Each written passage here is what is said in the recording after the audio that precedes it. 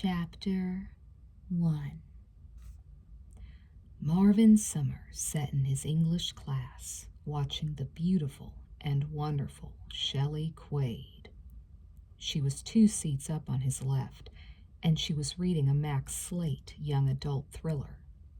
She was, in fact, finishing the latest book in Mr. Slate's hysterically popular The Mystery of Silver Lake series.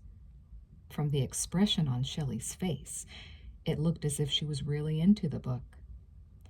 Up front, a student was reading her short story to the class. Not far away, their teacher, Mrs. Jackson, was taking notes on a yellow pad and passing judgment on the student's story. But Marvin could see that Shelley was in another world, the world of Slate's mysteries, where brave and beautiful young girls, like Shelley herself, Marvin thought, single-handedly battled the forces of darkness. Marvin knew that world well. He was Max Slate. He really was. He was one of the most popular writers in the country. His books sold millions of copies. He was only 17, still in high school, but already rich. 3 of his books were currently being produced into movies. His series was the talk in malls and schools everywhere. Who killed Silver Lake's heroine, Anne McGaffer? There were many suspects. Had it been Anne's violent father, Bill McGaffer, or Anne's jealous boyfriend, Clyde Fountain, or possibly Anne's disturbed younger brother, Harold McGaffer? No one knew. Not even Marvin Summer. The final installment of his series was due now. His editor's calls were getting more desperate daily. If he didn't send in the manuscript soon, the book couldn't possibly be ready for a February release. Then the publishing house's whole advertising campaign would be screwed up. But Marvin hadn't even started on the book. He had no idea how the story was going to end. The pressure on him was intense. But that was only one of his problems. He had others. Oh, yes. His life was just as complicated as the life of one of his fictional characters. He was thankful that, at least, he hadn't killed anybody, and that no one was trying to kill him. But like the heroine in his series, he did have a violent father who didn't mind roughing him up some. He no longer lived at home now. And also, like most of his characters, Marvin was in romantic turmoil. The source of that turmoil was the one and only Shelly Quaid. They had gone out briefly a year ago, 5 times to be exact. She had seemed to like him a lot, but she'd also been seeing a guy named Harry Pastor at the time. Off and on, Marvin had thought, but maybe more on than he realized. When Harry had committed suicide the previous November, by diving off a cliff at the local lake, she had fallen into a deep depression and withdrew. Poor old Harry. Never was one to laugh much. Marvin was not a pushy person, so he left Shelley alone, figuring she'd see him when she wanted. But it was now a new November, and she continued to avoid him. He wrote about unfulfilled teen love all the time, and he wished he weren't writing from direct experience. Just looking at her made him sad. Shelley had hair, and she had skin, both lovely. He could close his eyes and remember what it felt like to run his fingers through her long, brown, silky strands.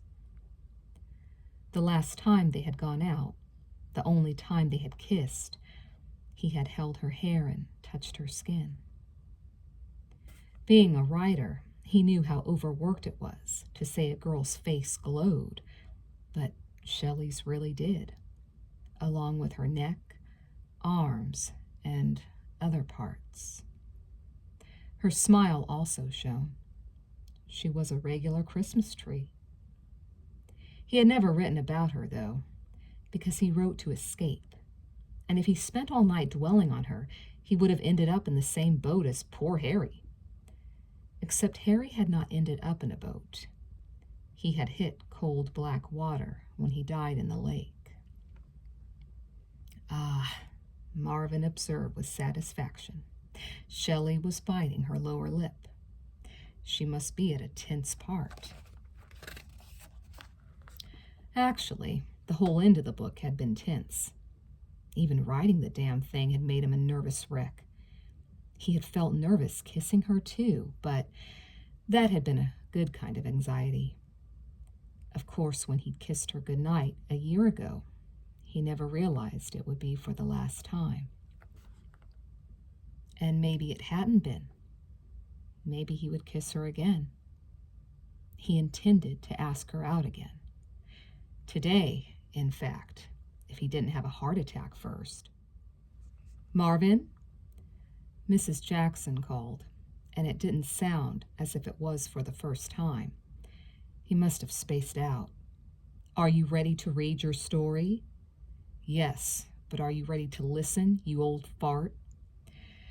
"Yes, ma'am," he said, reaching for the computer-printed pages on top of his desk. Shelly had glanced back at him when Mrs. Jackson called his name. She smiled slightly at him and slowly closed her book. She was so cute. It made him sick. He smiled back and climbed unsteadily to his feet. He had spent all of 30 minutes that morning completing his English assignment. He had learned long ago that it didn't matter how long he spent writing something for Mrs. Jackson. He'd get a lousy grade anyway. It was the topics she chose. They were absurd. He didn't understand why she didn't let them write what they wanted. Today's topic was what it feels like to be an animal and discover yourself. Mrs. Jackson was hopeful that they could work in a moral. Marvin never worried about morals in his books. His characters were happy if they lived until the last page. "What's the name of your story?" Mrs. Jackson asked as Marvin made his way to the front of the room. "It's called The Becoming of Seymour the Frog," he said. Mrs. Jackson blinked in surprise. "Is a frog an animal, Marvin?" "I think it's an amphibian." "I don't know much about frogs." "Then why did you write about one?" she asked. He spoke sincerely. "I was hoping to learn about them as I wrote." Someone in the room snickered. Marvin thought it might have been Shelly. Mrs. Jackson, however, took the remark at face value and nodded approval. "We should learn something new with each assignment," she said. She wrote down his title on her pad. "You may begin." Marvin glanced down at his paper and cleared his throat. He realized that not a single person in the class had the slightest interest in what he was about to read, and that 10 seconds after he was done, they would have forgotten every word he said. Therefore, he didn't read with much enthusiasm. Seymour the Frog lived in a dirty pond outside an abandoned steel mill in Pittsburgh, Pennsylvania. He was not a bad-looking frog by frog standards, but there wasn't a chance in hell that a princess was going to stop and kiss him. He was green and covered with warts, and he couldn't eat a fly without getting a bad case of the hiccups. His was the life of frogs everywhere. He swam in his pond, sat in the mud in the sun, and prayed a cat didn't eat him. Yet Seymour had a dream. He dreamed that one day he would fly. Hardly an afternoon went by that a flock of birds didn't fly overhead. Seymour would stare up at them with such longing that he thought he would burst. Ah, to be free of the earth, he thought, to be able to go where he wished without fear of hungry cats. He tried flapping his slimy frog legs, but quickly discovered they didn't work the way wings did. He tried other tricks to get into the air. He climbed the highest rocks he could find around the pond and threw himself off them with great bravado. But all he ended up doing was bruising his belly when he flopped into the water. He just could not stay airborne. Then one day he saw a most remarkable sight. A child's yellow balloon floated over his pond. At first it stayed close to the ground, but then an updraft caught it, and it was swept as high as any bird Seymour had ever seen. Seymour took special note of the balloon. It was round and filled only with air, yet it had no wings and still could fly. He got excited. What if he filled himself with air?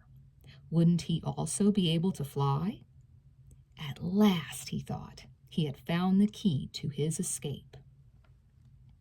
Seymour began to suck in huge draughts of air, taking in more and more without releasing the others.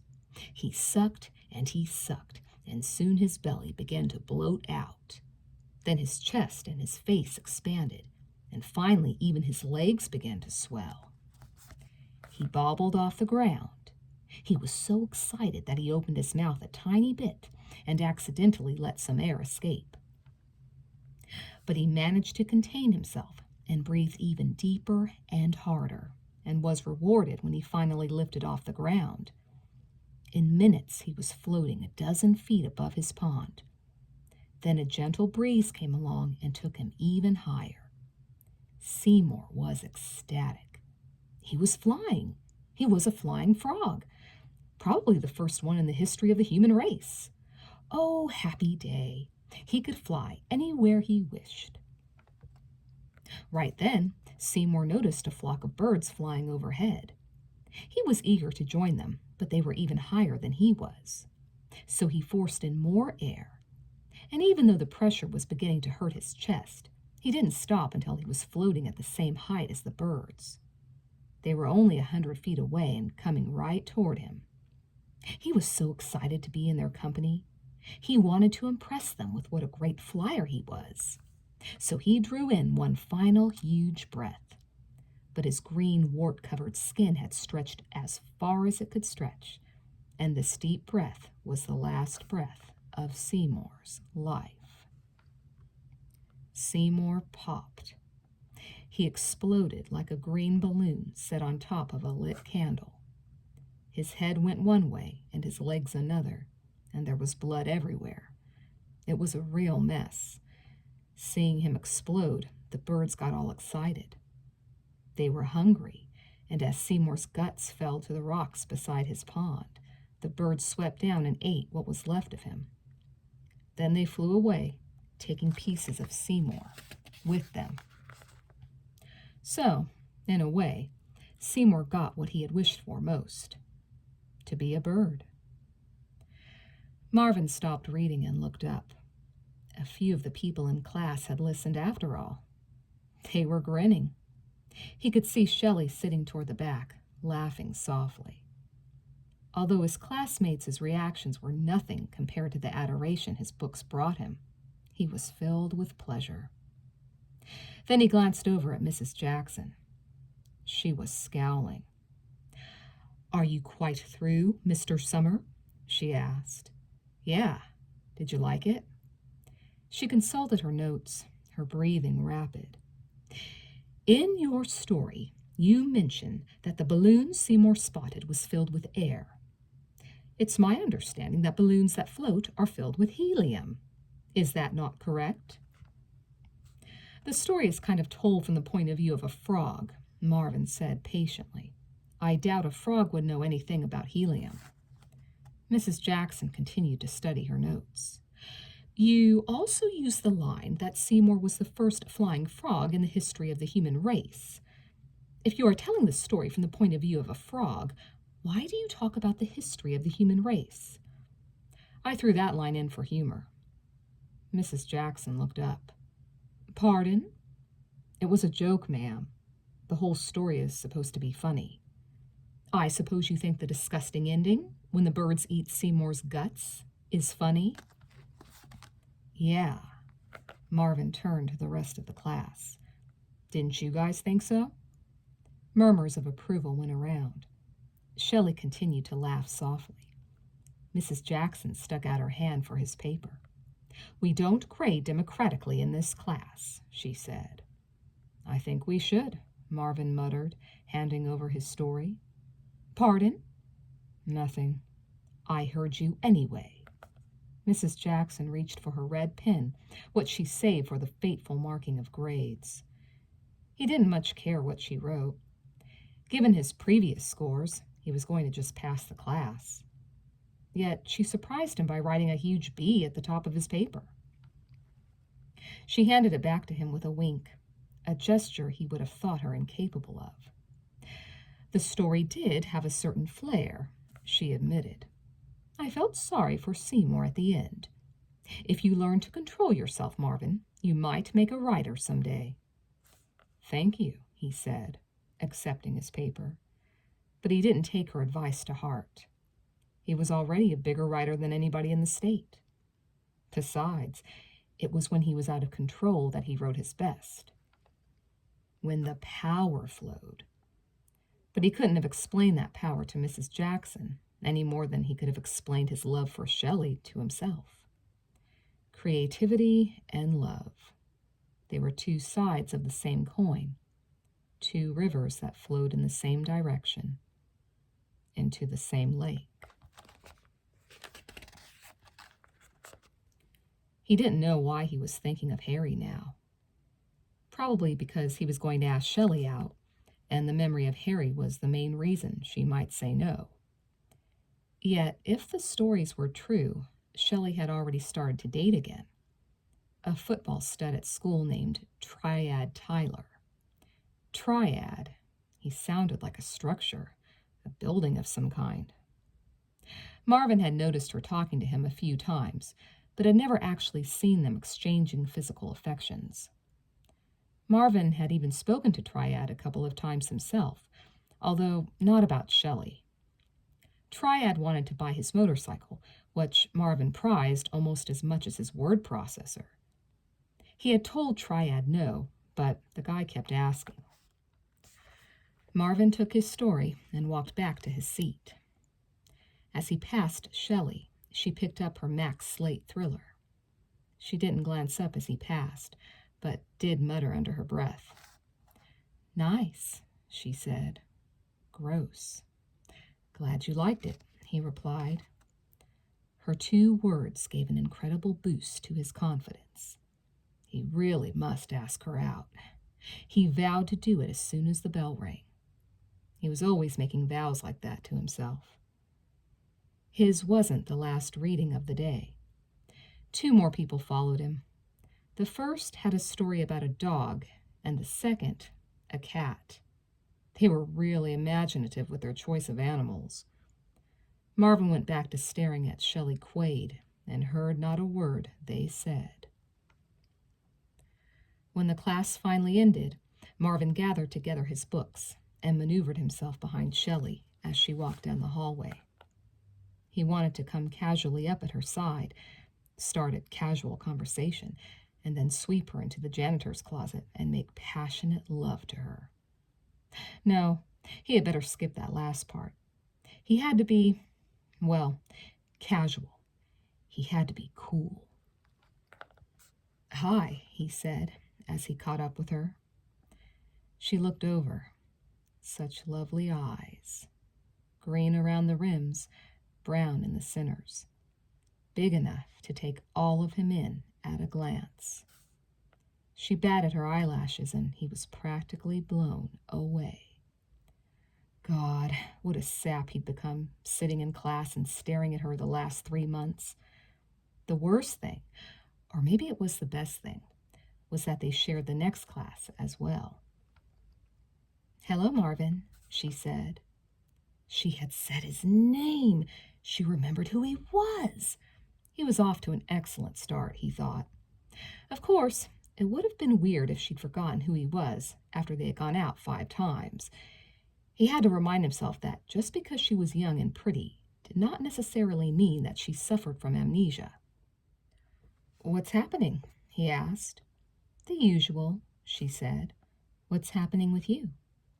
"Well, my latest novel was just on the New York Times bestseller list, the first young adult book in the history of publishing to make it. I recently received a royalty check in the mail in the high six figures. Girls everywhere, and you're one of them, are reading my books and getting tremors of fear and ecstasy deep in their insides. Oh, yeah, and I'm madly in love with you. Other than that, life is pretty mundane." "Nothing," he replied. He took a breath. He should just ask the question now and be done with it. A bunch of small talk wasn't going to change her opinion of him. She already knew him. She would either say yes or no. It was as simple as that. But asking her, forming the words and flinging them into the space between them, there was nothing simple about that. Shelly," he muttered. "Yes?" "Damn, I said her name too seriously. I sound desperate. I am desperate. I have to be cool." He nodded to his book in her hand. What are you reading?" "Slate series." She glanced at the book. The artist who did his covers was one of the best in New York, but it was Marvin who decided what should be on them. He was always late with his manuscripts, and his publisher needed the covers far in advance of the actual publication dates, so he had to figure out what would look good on the cover before he had even written a word of the book. "Do you read his stuff?" she asked. "I'm familiar with it." Shelly shook her head. "He's a genius. Once I pick up his books, I can't put them down." Marvin felt warm with pleasure, even though he got tons of letters each week that said exactly what Shelly had just said. "He does have an incredible imagination," he remarked. "Are you reading this series?" Shelly asked. "Yeah." "Did you read the last one?" "Yeah," he added. "I wonder how it'll end." She was suddenly excited. "I bet it's going to be great." This last comment didn't fill him with quite the same pleasure. Expectations across the country were so high. He was bound to disappoint a lot of people. "We'll see," he said. They were almost at their next class. He felt about as nervous as an individual could. He had sweat coming out of pores on his body, pores he hadn't even had early that morning. He knew what his problem was. He had put Shelly on a pedestal. He kept telling himself she was just a girl, but that wasn't true. She wasn't a girl. She was the girl. She could have been his girl. He tried desperately to think of a witty line to open the date line of conversation, but none came. He should have prepared a few ahead of time. "Shelly," he said. "Yes?" He cleared his throat. "I want to be a writer someday." She gave him a knowing look. "I remember." He was surprised. "What do you remember?" She spoke seriously. "The stories you used to tell me when we went out. They were wonderful. You should write them down." He supposed he had told her a few stories. He had probably made them up at the moment and then forgotten them. His head was full of weird tales. He was pleased she had brought up the fact that they used to date. Perhaps she was dropping a hint that she wouldn't mind dating again. "Were any of them about frogs?" he asked. She laughed. "That was gross. I loved it. What grade did Stonewall Jackson give you?" "The best grade she's ever given me. A B." "I thought she was going to give you an F." Shelly was watching him as she spoke. She had a penetrating gaze. He would have given all his next advance to know what she was thinking right then. "You wouldn't have cared, would you?" she asked. "No," he said honestly. He was already a millionaire. It wasn't as if he had to worry about getting into a good college after he graduated. Shelly smiled.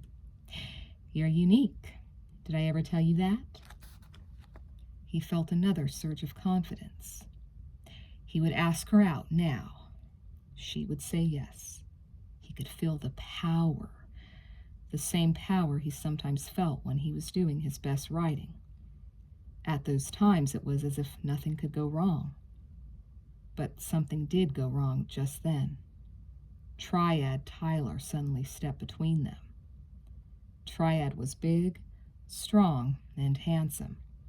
He was also stupid, a wonderful combination. Marvin's most penetrating observations in life had convinced him that girls favored that combination above all others, even intelligent girls like Shelly Quaid. Marvin watched with sheer disgust as Triad bumped him aside and reached out a gorilla arm to give her a squeeze. "My baby doll," Triad said to Shelly. "How you doing?" Shelly seemed annoyed. "I am always the same. I don't change. How are you?" Triad took back his arm and grinned at her remark, perhaps seeing more in it than there was, probably not understanding it at all. "I'm cool. Everything's cool." He glanced over at Marvin. "Hey, when are you going to sell me that bike of yours?" "Have you thought of going to a motorcycle dealer and buying a brand new one?" Marvin asked. "Or even a used one? I don't own the only bike in the state of Oregon." Triad's grin widened. "But they wouldn't give me a good deal." "I'd charge you twice what I paid for it," Marvin assured him. Triad slapped him on the back.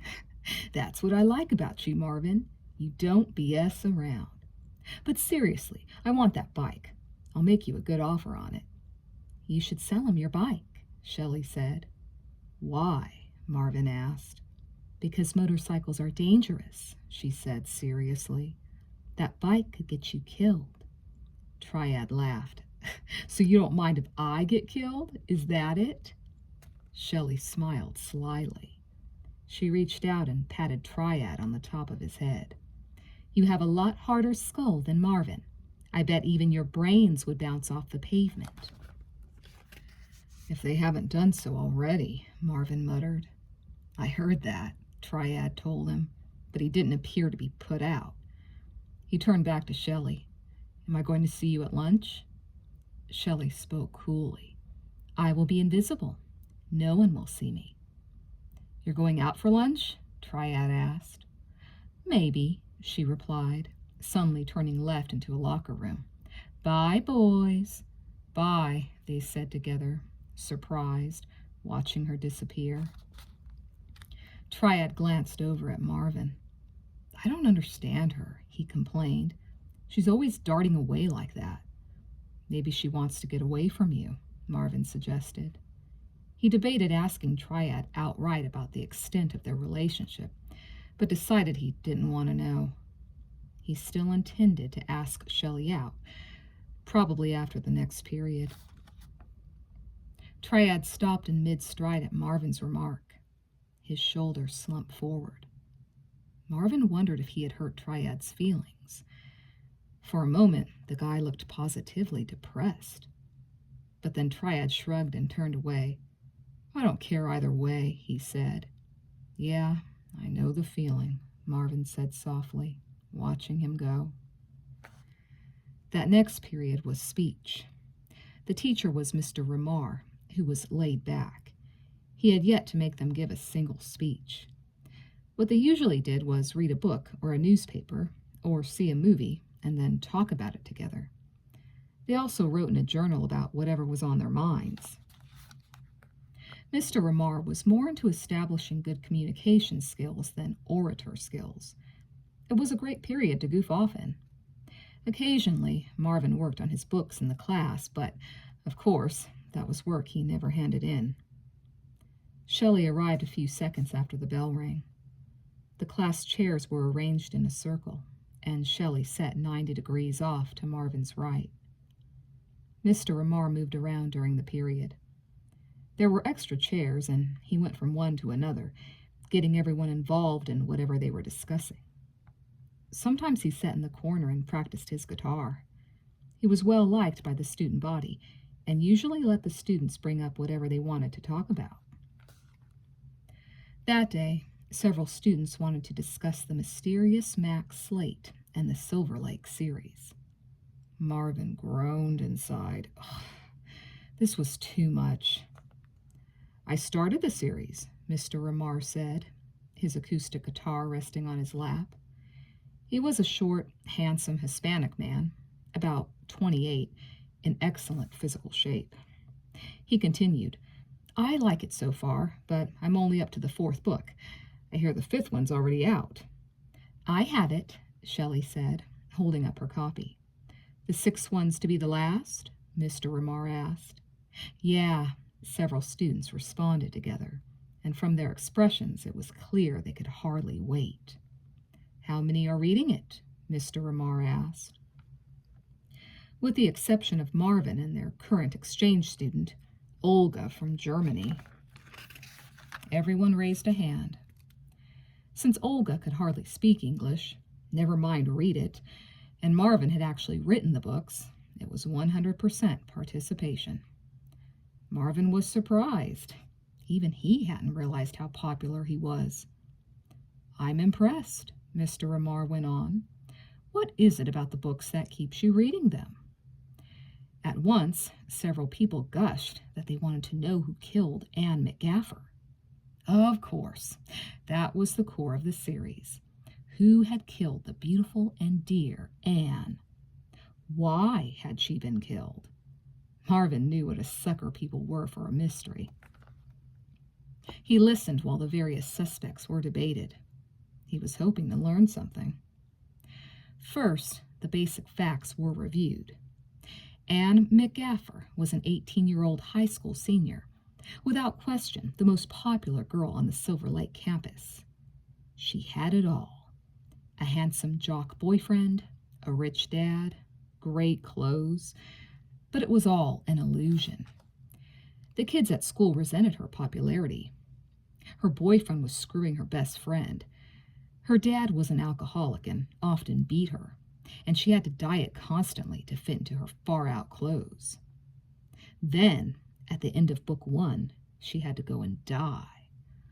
Her body was found floating face down in Silver Lake, naked. They loved that part, wow, tied up with barbed wire and showing signs of sexual abuse. But the police were not releasing all the details. For example, it wasn't known whether Anne had been raped, nor was it known exactly when she had died, although she had clearly floated in the lake for at least one night. Her lovely pale skin was very cold. Marvin started to get bored as they listed the 3 main suspects. Anne's sleazy boyfriend, Clyde Fountain, her hot-tempered dad, Bill McGaffer, her disturbed younger brother, Harold McGaffer. Oh, and there was Mike Madison. They shouldn't forget Mike. Anne had been sleeping with him as well as Clyde before she had bit the big one. Clyde hadn't known about that little affair, or so people thought. But Mike wasn't really a suspect, because he loved Anne, and he was, well, so nice. But then maybe, the class said, it had been Mike because he was too nice. Yeah, add him to the list. 4 major suspects, but dozens of others as well, each with their own hidden motives. The way Max Slate had set it up, the possibilities were endless. Marvin started to get a headache. Endless.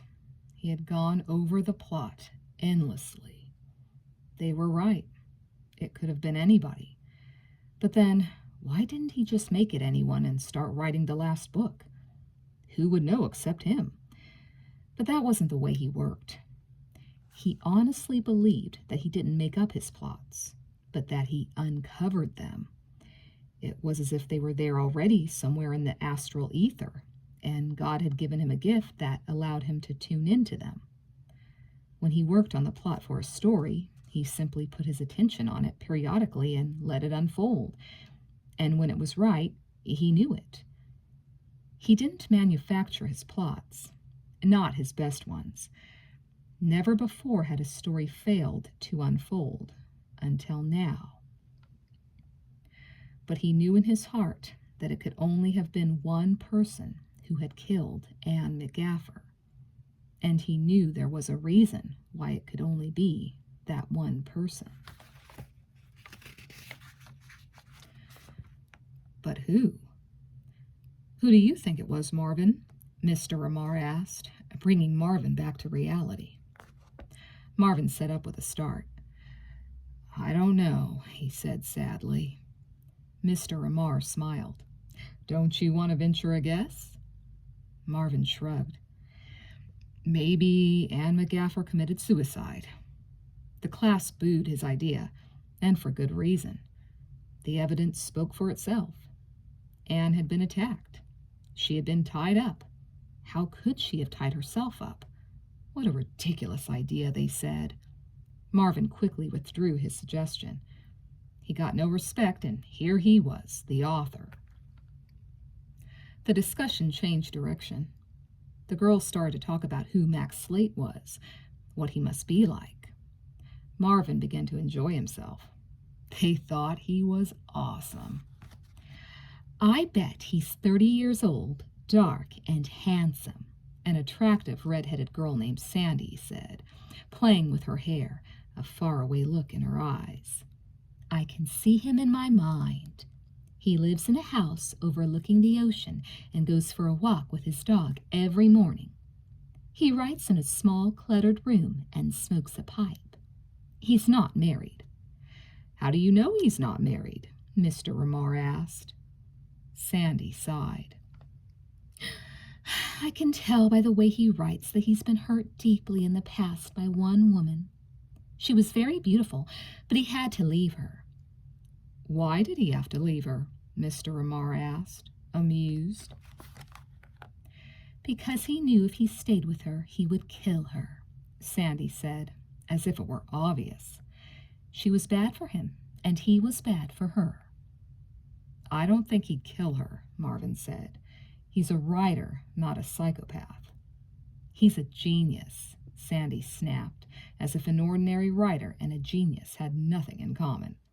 All geniuses are nuts. I don't think he's nuts, a blonde girl named Deborah interrupted. I bet he's tall and blonde and has a cute blonde wife and 2 adorable blonde children, 1 boy and 1 girl. He's probably close to 40, but looks younger because he runs on the beach every morning.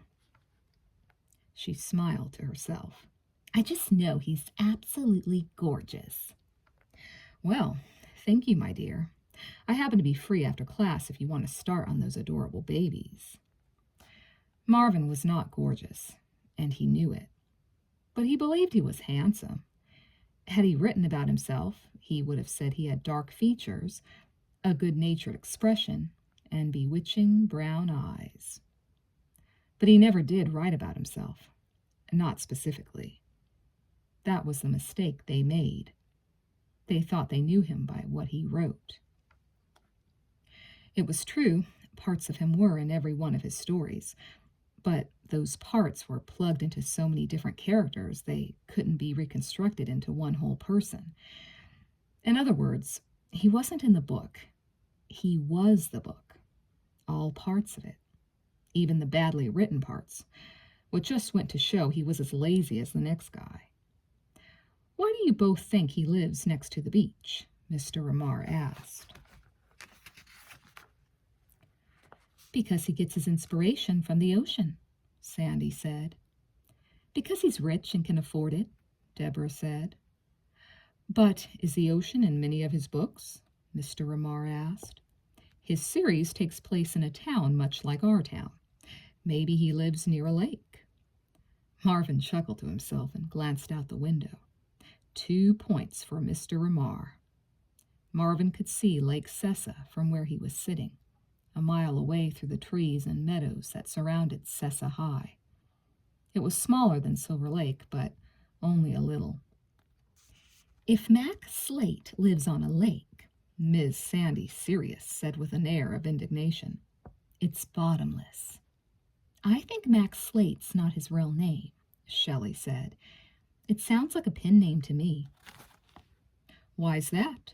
Mr. Ramar asked. Shelly shrugged. It just does. Then she giggled. His real name's probably something like Irving Dunlop or Fred Smith. Something boring like that.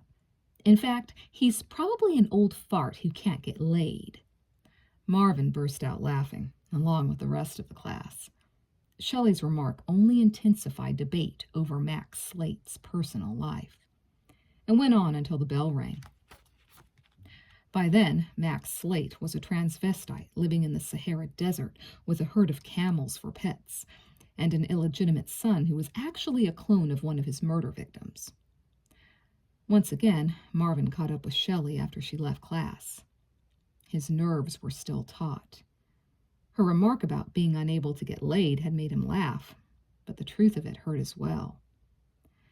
The sex scenes he wrote had been read by millions of kids, but he had never done it himself. Which just goes to show you can't believe everything you read. "Shelly," he said, coming up beside her. Those eyes again, looking at him with amusement. "Are you following me, sir?" she asked. "No, I'm stalking you." Her arm brushed against his. Could have been an accident. Could have been a divine omen. "Like a Max Slate villain?" she asked. He forced a chuckle. "You really think he's an old fart?" "I think he's probably different than we imagine." She paused. "Did you want to ask me something?" "Yeah, I did." He had to stop there. He was having trouble with his tongue. She waited. "What?" He bit his tongue. Ouch! Put there. Now it was awake. He opened his mouth, coughed. "Do you want to go out?" he asked finally. "When?" "I don't know. Tonight?" "Sure." "Great." He took a deep breath. She had said sure. That was the same as yes. She had said yes. God, this was great. This was wonderful. This moment he would have to write about someday. "What would you like to do?" he asked. She gave him a dear Shelley Quaid look, which was very dear indeed. "I would like to have a great time. You decide what we should do." "I'll give it serious thought." He knew he would think about nothing else the rest of the day. "What time should I pick you up?" 6. Is 6 good?" "Yeah." She made a face. "Are we going on your bike?" "We don't have to." Not that he had another mode of transportation immediately available, although he supposed he could take his mother's car, if she didn't know about it. "I don't mind," she said quickly. "I'll get a car." "Maybe we can go in my mother's car," she offered. "We'll work it out. It'll be all right." "Yeah." She stopped walking and turned to face him. "Why did you choose today to ask me out?" she asked. He looked up. "It's a sunny day." Then he shrugged. "I don't know." "I was wondering if it was something I was wearing." She gestured to her red plaid blouse, her gray kilt skirt, her little schoolgirl's outfit, as he liked to think of it. She leaned her head slightly to one side and lifted the end of her long brown hair, playing with it. "Or if it was something else?" she asked. He looked her straight in the eye, something he had not done in a long time. "It wasn't your clothes," he said. "Darn." "Shelley, that means I can't just put on this outfit the next time I want you to ask me out? I won't know what to do." She laughed at his perplexed expression and playfully shoved him away. "What I'm saying, Marvin, is don't take so long next time." It was a wonderful life.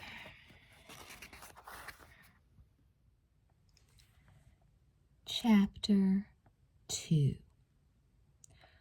Marvin left the campus at lunch. He didn't know if Shelley turned invisible during that time slot or not. For him to leave halfway through the school day was not unusual. Like many seniors, he had only 4 periods. He swung his leg over his bike in the parking lot, fastened on his helmet, and sped away from school. He was feeling euphoric about his date with Shelley that night, and whenever he felt strong emotions, good or bad, He drove fast. He loved his bike because he loved the sensation of speed. The wind on his face, the vibration of the road beneath him, the roar of the engine in his ears, these sensations did more for him than walking a dog on a beach ever would. Yet he still liked to go for walks around the lake, especially late at night when everybody was asleep, when he needed the quiet to think. It seemed his stories came easier when he was surrounded by darkness. Marvin had a post office box. All his correspondence with his editor and agent passed through this box.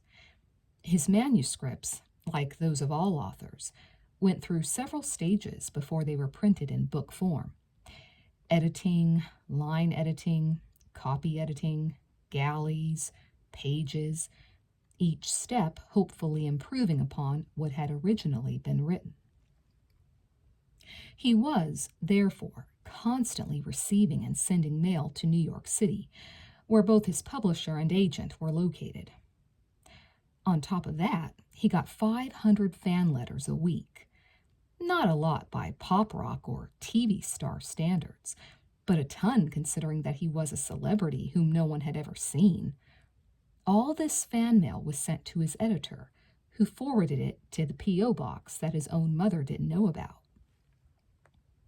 She didn't even know that he was Max Slate. Marvin headed for the post office after leaving school.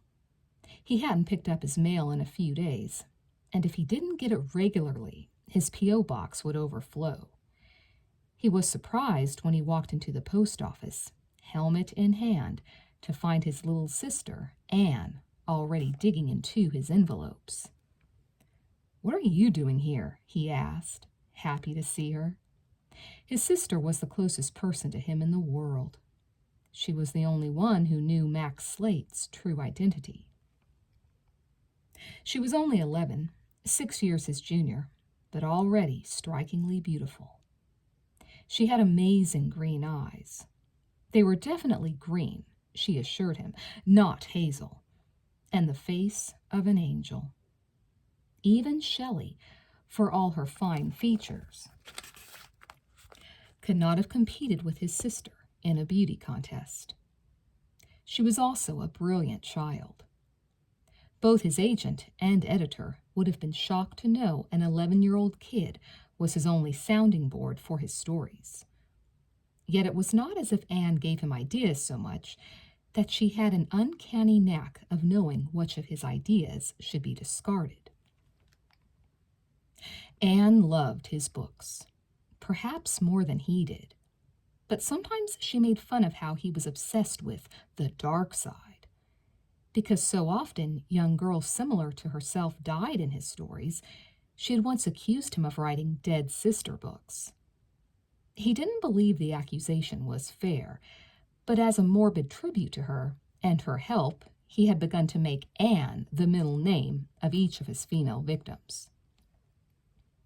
It was curious. Not a single one of his fans had ever noticed that small fact. The Silver Lake series was the first time he had named the central victim after his sister, which surprisingly pleased her. "I didn't go to school," Anne said.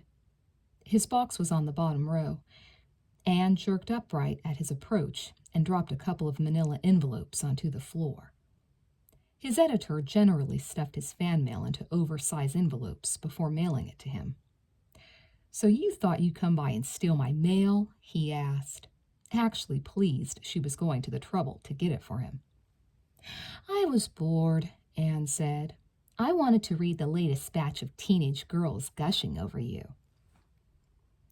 "Does it inspire you?" he asked, helping her pick up the mail. Anne had the tiniest hands. Everything about her was small and cute. "It makes me jealous," she said. "Really?" "Just kidding." She stuffed the mail in the green knapsack on her back. She liked to carry it. She was proud of his success. It killed her that she couldn't tell her friends at school about her famous brother. "Why aren't you at school?" he asked. I'm supposed to be sick." "Are you sick?" he asked. She giggled. "Of course not. I'm just lazy." "Did you ride your bike all the way down here?" "Yes." Home was 2 miles away. "Then you're not all that lazy," he said. They finished collecting the mail and walked toward the exit, or he walked and Anne skipped.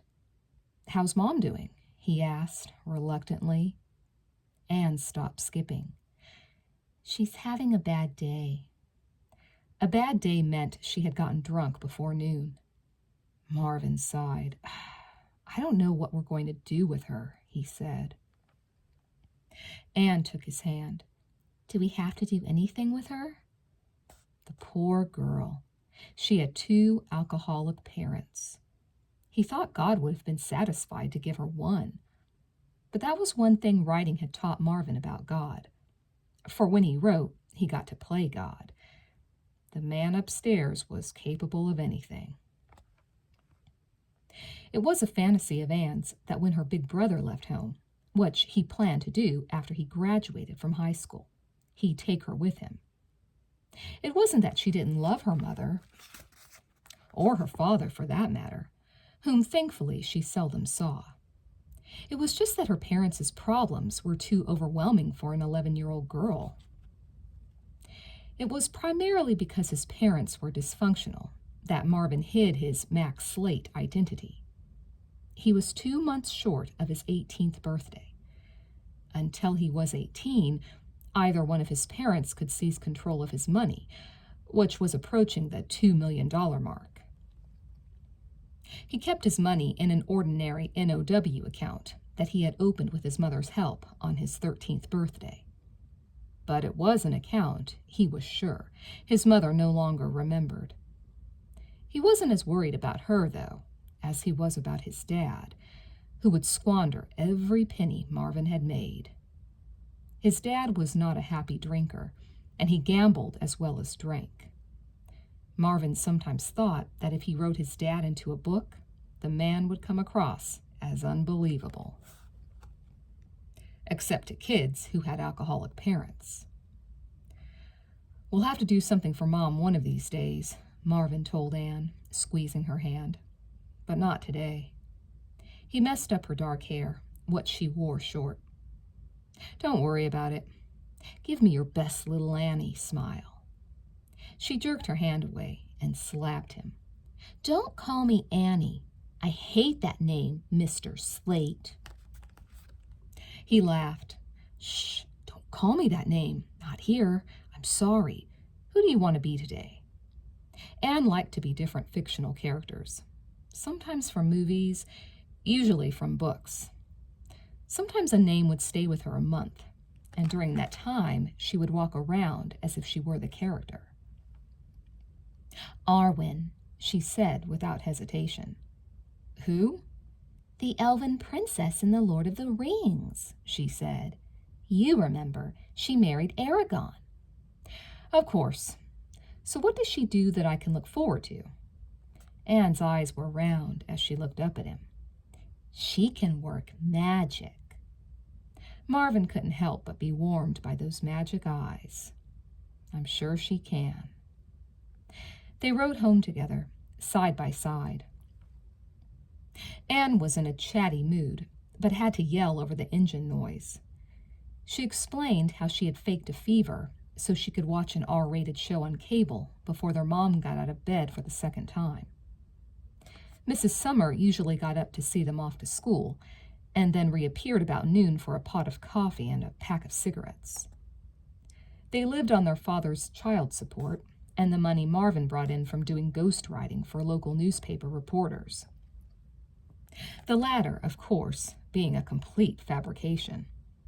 All those hours he spent writing in his room, his mother thought he was fine-tuning a few lousy articles for throwaway newspapers. His dad was so inconsistent with his payments, his mother drinking away most of what he did send, that they would have been out on the street if Marvin hadn't been chipping in money for the last 3 years. In fact, his mother was so stoned most of the time, she didn't realize that he was paying 90% of their upkeep. He didn't mind. He would have given both his parents every cent he had if it would have cured their disease. But he was beginning to believe they would never get better, and that caused him great sorrow. Their mom was smoking a cigarette and watching TV when they got home. There was no visible sign of liquor because she never drank in front of them. Marvin could count the number of times on the fingers of both hands that he had seen her lift alcohol to her lips. But the vodka bottles that passed through her bedroom were evidence, and so was the damage to her once beautiful face. Just looking at his mom ruined much of the good feeling he had got from asking Shelly out and riding home with Anne. Oh, she was still an attractive woman. Not surprisingly, she looked like an older version of Anne. Her mouth was even wider than Anne's, and she had an excellent figure. It was in her green eyes the damage was most clearly recorded. There was nothing in them. No emotion, no thought. The worst of all things. Sometimes, when he spoke to his mother, he imagined that he was talking to an animated corpse. He prayed it didn't come to that. The doctor said that already 2/3 of her liver was shot. Still, he didn't know why she drank. He didn't know why his father did. It wasn't as if he and Anne had driven them to it. "Hi," he said, coming around to give her a hug and a kiss. She was watching a video of an old Clark Gable movie. Humphrey Bogart, Grace Kelly, Fred Astaire, Greta Garbo, all her favorites. She seldom watched anyone who wasn't from the black and white era, which was curious because she wasn't that old. But she loved those good old days when men were noble and women never seemed to age. "Hello, Marvin," she said, giving him a brief, dry kiss. "How was school?" "Glorious," he said. "I got a B on my English paper, on that frog story I told you about." She took a drag on her cigarette, her eyes returning to the TV screen. "Don't you study frogs in biology?" "This wasn't exactly a scientific paper," he said. "Hello, Mom," Anne chimed in. "Hello," her mother replied, reaching for the remote control. She raised the volume a couple of notches without even looking over at Anne. He had always been her favorite, which annoyed both of them. "Have you done your chores?" Mom asked. "Yes, Mom. I did them before I went to school," Anne said, and of course it was an absurd lie. But their mom didn't even register the fact, not even when Anne had pretended to be sick that morning. Marvin could smell the alcohol in the air, between 6 and 8 ounces of 80 proof vodka in her system. His nose had become sensitive over the years. "That's nice," their mom said. "I'm going to go work in my room," Marvin said. "Okay," she said. "I'm going to help him," Anne added. "Finish your chores first." His room was his sanctuary. Although they lived on a conservative budget, their house was spacious, and the 3 bedrooms upstairs were each large enough to accommodate their private lives. For all his wealth, Marvin had bought himself very few luxuries, partly because he didn't want to alert people to the fact of his money, but also because he just didn't care that much about stuff. But he did have an excellent stereo system and almost 1,000 CDs. He had a hard time writing unless he had loud music on, which was weird because when he had started to write, when he was 13, he had found it impossible to compose a paragraph without complete silence. He didn't really hear the music when he was working, even with headphones on. One of his favorite songs would come on, and he would make a mental note to enjoy it while he was writing. But then a few minutes later, he'd realize the song was finished and he hadn't heard a word of it. He believed the music helped by distracting his conscious mind, while not fully taking it away from his work. In other words, he needed his attention on what he was doing, but he also needed to be on automatic to write his best stuff. It was the flow that mattered, the power of the story coming through. He honestly felt the entire thinking process was overrated when it came to writing. When he sat and tried to construct a provocative paragraph, it inevitably came out stilted and strained. "Can we read your mail now?" Anne asked, plopping down on his bed and removing her backpack. She dumped the letters onto his bedspread. "Sure," Marvin said. He sat at his desk and flipped on his computer. It was doubtful he was going to get any work done in the next few hours, what with his chronic writer's block and his upcoming date with Shelly. But sometimes just turning on the word processor helped. When he had started writing, he did it all in longhand, resisting getting a word processor because he couldn't type. But his agent had finally talked him into buying a computer, and when he wrote his next novel in a month, he was sold on the thing. He could write incredibly fast when he had to. Once, under the pressure of a deadline, he had written an entire book in 11 days. "I wonder if any of the letters will ask where you get your ideas," Anne said, plucking an envelope from the pile. Marvin reached over and picked up a handful of letters and set them in his lap. Anne was being sarcastic with her comment. Half the mail he received asked where he got his ideas, as if it were a question he could answer. "I hope there are some pictures," Marvin said. Often his fans sent him photographs of themselves. Occasionally, there was even a nude picture, which made him nervous, though he had never thrown any of them away. Anne looked at him in disgust. She knew too much about him, he sometimes thought. "How gross," Anne said. She opened the letter in her hand. "Do you want me to read it to you?" "Don't bother. I'll get to it." He read all the mail he got and suffered continuous guilt that he was able to answer so little of it. He had once calculated that if he answered each letter he received, he would have to give up both writing and sleeping. But occasionally he would scribble a note in response, if a particular letter had touched him or if the fan was sick or something. Marvin reached down for a letter in his lap. He used the letter opener on his desk to open the envelope. It was a fairly standard fan letter. "Dear Mr. Slate, I just wanted to tell you that you are the most awesome writer in the whole world. I have read every one of your books. I can't believe how good they are. When I'm reading them, I feel like I'm right there doing all the things the characters are doing. Sometimes I get so scared while reading one of your stories that I have to sleep with the lights on. You always keep me in suspense right up until the last page. You are simply the greatest. My name is Nancy Berg, and I live in a small town in Iowa. I'm 16 years old and a junior in high school. I have 2 older brothers, a dog named Shirley, and bad asthma. My hobbies include playing piano, theater, and reading your books. My goal is to someday be a writer like you. You are a great inspiration to me. I was wondering if I could ask you some questions. Here they are. 1. Where do you get your ideas? 2. How old are you? 3. Are you married? 4. How long does it usually take you to write a book? 5. How much money do you make? 6. Are any of the characters in your books based on real people? Right now I'm reading your The Mystery of Silver Lake series. It's the best. I'm dying to know who killed Anne McGaffer. I can hardly wait for the last book. Well, I've got to go. Hope to hear from you soon. Your #1 fan, Nancy. Was it your #1 fan? Anne asked.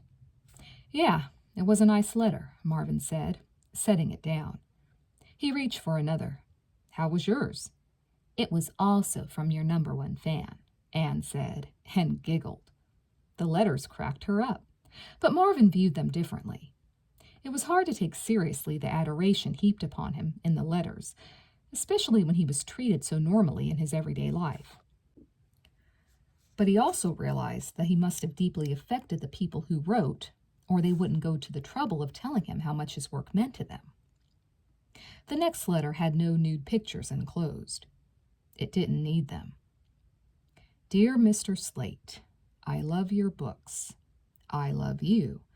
I feel like I know you. I see you in your work. A part here, a piece there. I have this fantasy about you, that you are really God and we are all just characters in your stories. Or that maybe you're the devil and that you are going to lead us into wicked sin. I fantasize about these things all the time. I had this dream about you last night. I'm a senior in high school, and in gym, we still have to take showers. In my dream, I was alone in the showers, naked, and you came walking in wearing a black tux. At first, I was shy, even when you told me who you were, because I didn't believe that you were the real Max Slate. But then you started kissing me under the warm shower, and your hands were all over my body, and I knew it was you. You were like the devil because you were so forceful, but it was so good, the sex, that you were like God as well. You can see that I'm a real big fan. I want you to do me a favor. I want you to write me back and give me your phone number. I want you to give me directions to your house. I want you to fly me to your front doorstep. I want a part of you, a piece of you, and in return, I'm going to give you all of me. I think it will be sweet. Don't keep me waiting long. Love you, Becky. Mac casually set the letter aside. Becky had not given him her phone number, but he could probably get it from information. She'd be fun to talk to on the phone. Sometimes, when he was lonely, he'd call up girls who had written him provocative letters, especially late at night. He'd had a few steamy conversations in the last year. Just because he wrote intriguing books, they all thought he had special insight into what made them tick. They also assumed he must be fantastically sexy. Of course, when he talked to them, he did nothing to destroy their illusions. He sometimes wondered if they had known he was only in high school, would they have worshipped him so? Anne raised an eyebrow as he set the letter aside. A girl who wants to take off her clothes for you? She asked. Not at all. He opened his desk drawer and put the letter inside. It's from the mother of a teenage girl who's dying of leukemia. Can I read it? Anne asked. You wouldn't want to. It's very depressing.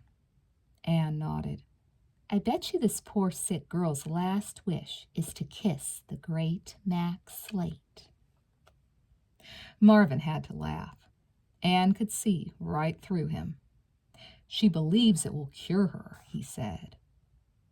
He was almost through his pile of envelopes when he came across a fan letter that had been mailed from Sessa to his publisher in New York.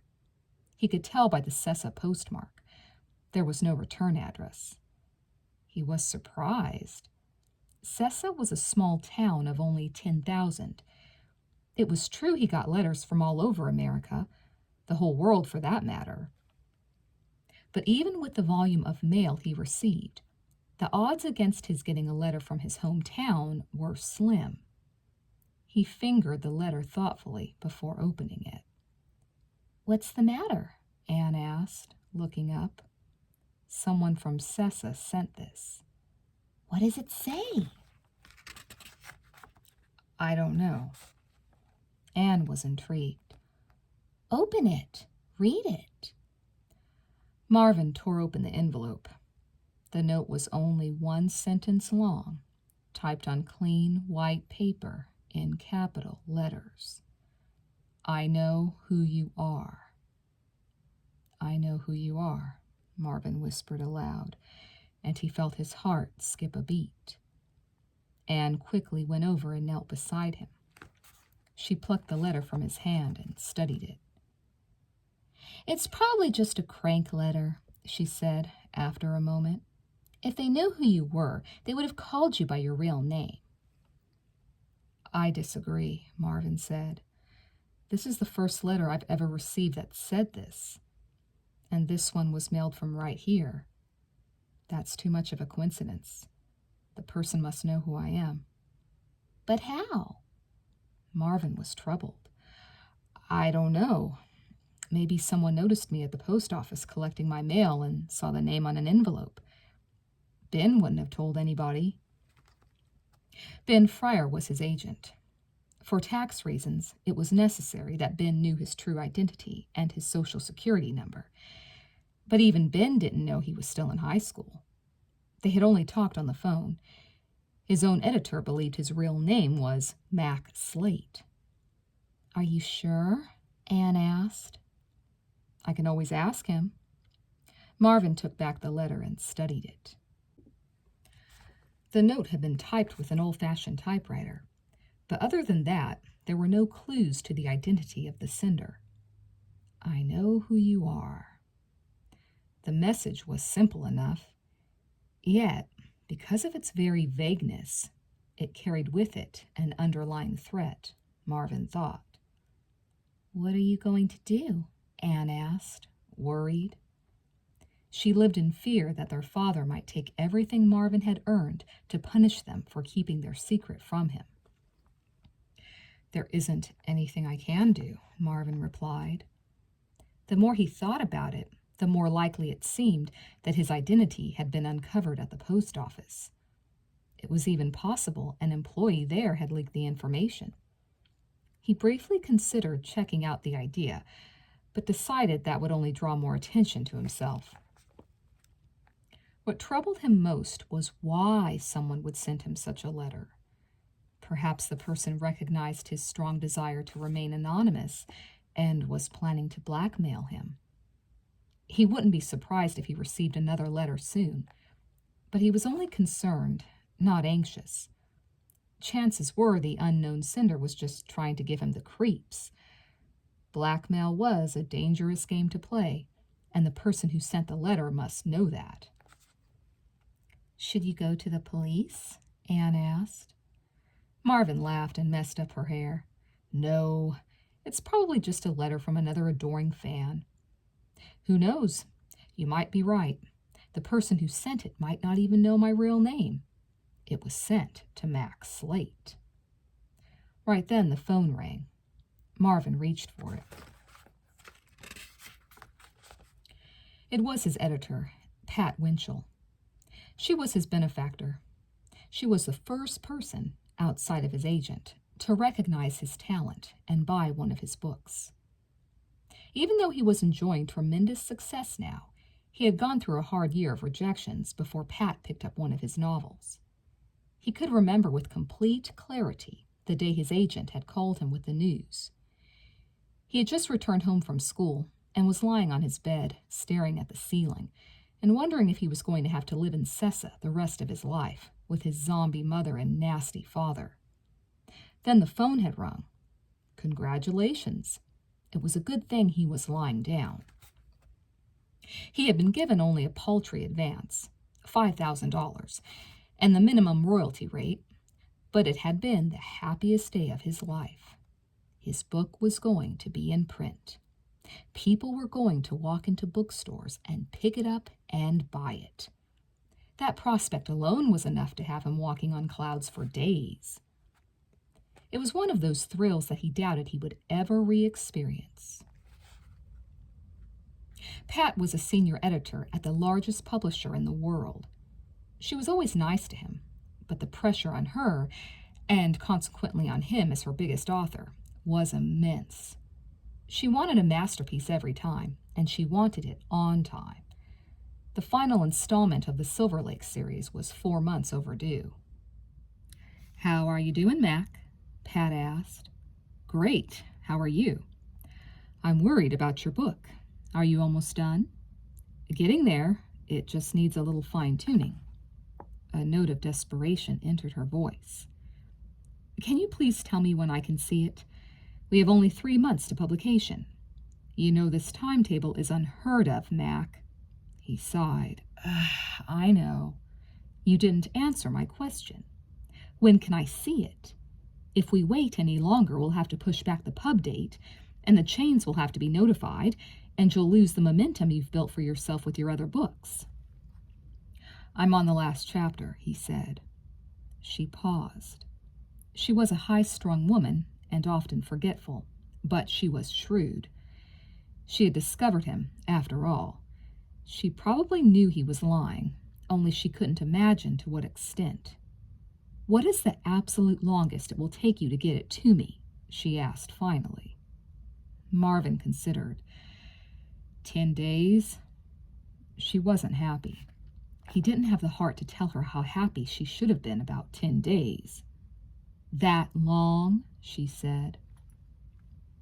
"That would be the maximum," he said smoothly.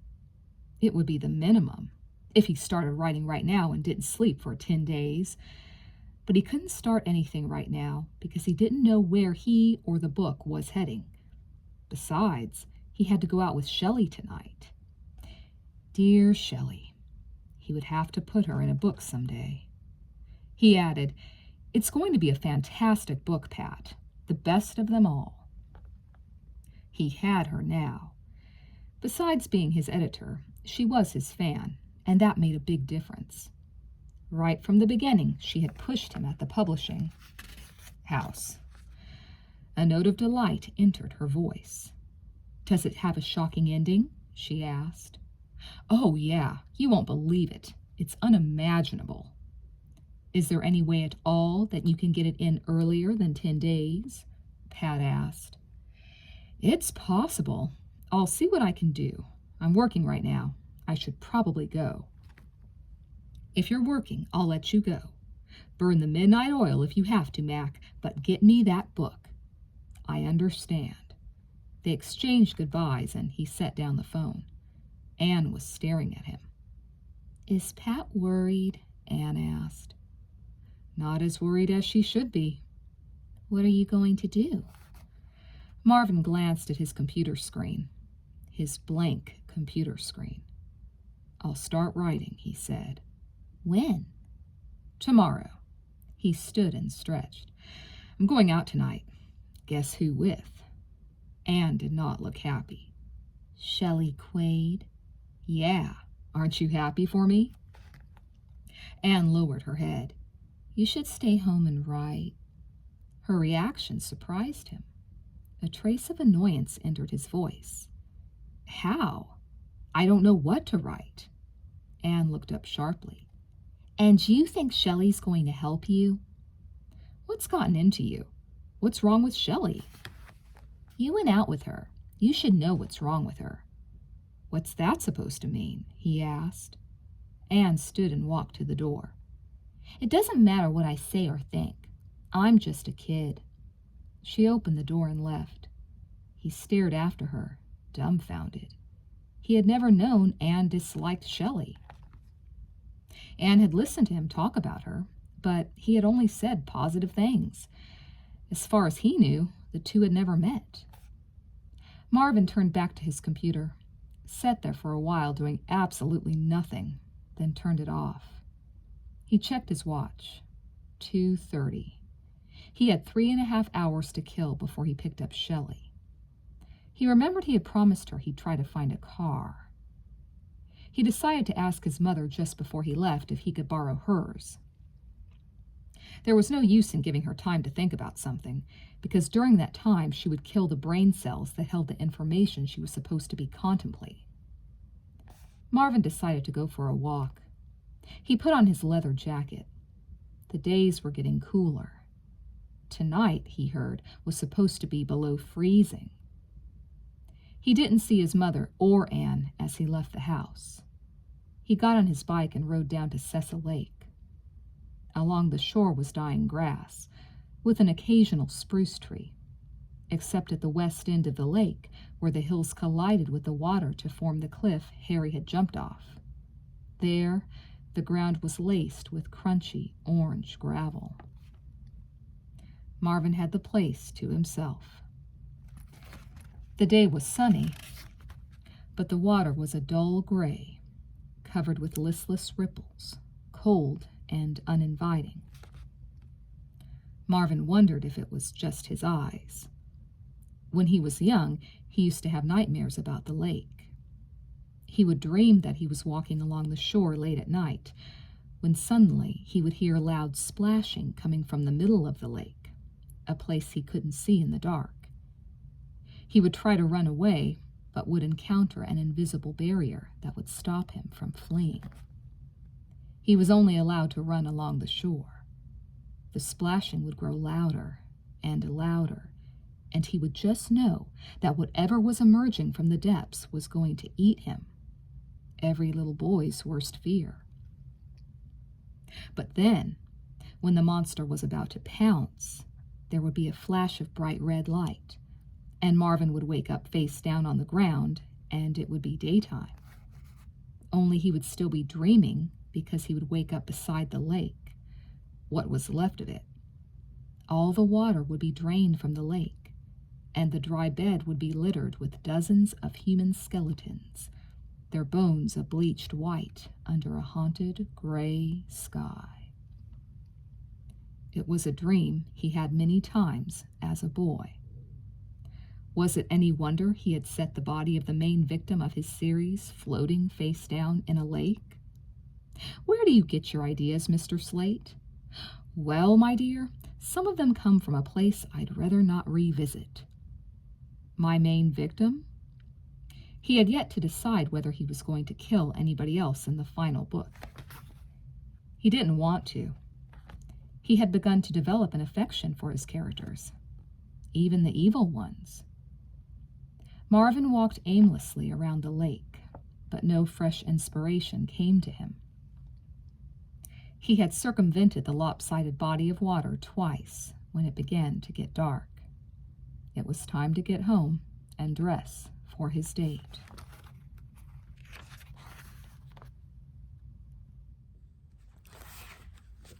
Chapter 3. Marvin didn't get to borrow his mother's car. It turned out it was broken. She asked him to call and have it towed to the shop when he asked if he could borrow it. He hoped Shelly was able to get a hold of a car, or they'd have a cold night on the road. Shelly answered the door when he knocked. She was dressed simply in blue corduroy jeans and a shiny yellow blouse. She had her hair tied back in twin ponytails with bright yellow ribbons. Her smile lit him up, yet it was a casual smile. Shelly was usually in control of most situations. "Do we have a car?" she asked. He looked downcast. "Do we?" he asked. She gave an exaggerated sigh. "I guess I should get my warmest jacket." "Your parents won't let you borrow their car?" "They're away for the weekend." She gestured for him to enter and turned in the direction of her bedroom. "Do we know what we're doing?" "We are going to have sex, eat dinner, have sex, go to the movies, and have sex." "I thought maybe we could go for dinner and a movie," Marvin suggested, watching her walk away. She had a cute butt. Shelly did. "Are we staying in Sessa?" she called from her room. He had been in there twice, a year ago. He had even lain on her bed and kissed her. The Quades had a huge house with a jacuzzi on the back porch. "I thought maybe we'd go to Pella," he called back. Pella was a neighboring town, about 20 miles distant, maybe 4 times larger than Sessa. There, the selection of movie theaters and restaurants was far better. "When I thought we had a car." Shelly reappeared with a blue ski jacket. "I knew you weren't going to get a car. That's why I tied my hair back." "I tried, honestly." She shook her head. "You boys and your bikes." She slipped into her jacket. "Pella's fine. I need the cold wind on my face. It brings out the color in my cheeks." "You're always colorful," Marvin said. He meant it. She smiled, her sweet Shelly smile, which was filled with all good things. "And you always say the right thing," she replied.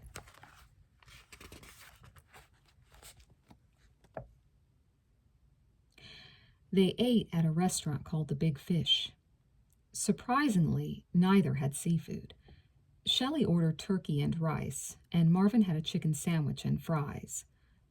Their waitress was disappointed they wouldn't try the lobster. Marvin turned it down because he had no taste for it, but Shelly confessed after ordering that she loved lobster, but hadn't wanted to break him. He told her to enjoy herself. Money was no problem. Their food came and they ate hungrily. The cold wind had stimulated both their appetites. The conversation flowed easily. Marvin could be quite the talker when he wasn't trying to ask somebody out. Shelly told him about her plans to be a doctor one day. She wanted to specialize in plastic surgery. A curious specialty, he thought, for a pretty girl. But she said she dreamed of making everyone beautiful. She asked about his ambition to be a writer. He mumbled something about how hard it was to get published, but she was keen on the subject and really wanted him to pursue it. They went to a movie.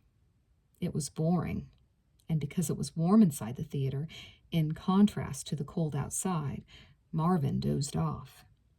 It was embarrassing.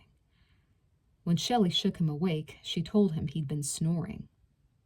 His biggest night in a long time, and he fell asleep. Oh well, Shelly thought it was funny. Around 11 o'clock, they started back toward Sessa.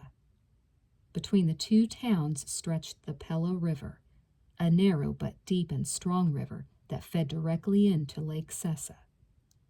The bridge that crossed the river was an antique collection of old rusted steel support beams with creaking boards laid crosswise for the floor. 20 years earlier, it had been used as a train bridge. The river ran between two low ranges of grass-covered hills, one on the Pella side, the other on the Sessa. It was fun, particularly on a bike, to come flying over either of the hills and race down toward the bridge. On many occasions, Marvin had crossed the bridge doing close to 100. That night, with Shelly hugging his waist, he was doing better than 70 when she called out for him to stop. "Why?" he shouted over the roar of the wind. He had a scarf wrapped around his face and had his glasses on. Nevertheless, his cheeks and eyeballs were ready to freeze. Being the cool dude that he was, he had volunteered his helmet to Shelly. "I want to look at the river," she shouted. "It's cold." "I know it's cold. I still want to stop and look." He eased up on the throttle and let the bike slow down in the middle of the bridge. He pulled over to the side. Shelly jumped off the back before they came to a complete stop. Below them, they could hear the loud roar of the river. The wind was brisk. Marvin scanned in both directions along the road. If a car approached, they would see its lights from far off.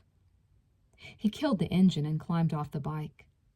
Shelly had already removed her helmet and set it on the wooden floor of the bridge.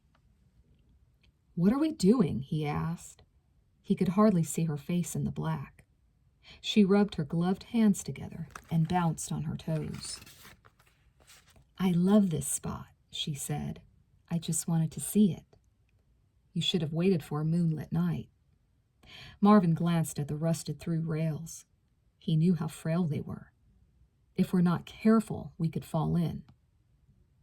As if to challenge his last remark, Shelly stepped right up to the rail and leaned over and looked down.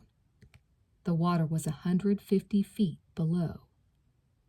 "We'd float all the way to Lake Sessa," she said. "Careful," Marvin said. He reached out and grabbed the back of her jacket. She turned to the side and pulled him closer. Yet she continued to stare down into the foaming water. Marvin figured there must have been rain farther upstream. The river was a regular torrent. He added, "You'd be dead by the time you got there." She looked over at him, her ponytails flapping in the breeze. "You drown?" she asked. "You drown and you die from hypothermia. I don't know which would happen first." He caught himself before elaborating further. The topic of Harry's suicide had not come up all evening, and he didn't want it to. Shelley continued to watch him. "Do you know a lot about stuff like that?" she asked. He was something of an expert when it came to the different ways a person could die, common among mystery writers. But he shrugged at her question. "I know a few things," he said. She sat down suddenly, sticking her legs in the spaces between the rusted rails so that her feet were dangling, making him more nervous. "You can feel the spray of the river on your face," she said, pulling off her gloves and rubbing her cheeks. "You can feel it as you drive by." Marvin reluctantly sat beside her. He could do without ice-cold spray on his face when he was already shivering. Perhaps, though, Shelley read his mind, for she leaned over and took his arm in hers and drew him to her side. He had accidentally sat on a piece of rope and had to reach down to pull it aside. "I enjoyed the movie," she said. "Did I?" She laughed. "Yeah, you looked like it brought you peace of mind. You know, most girls would have taken your falling asleep as a personal insult. But not this girl.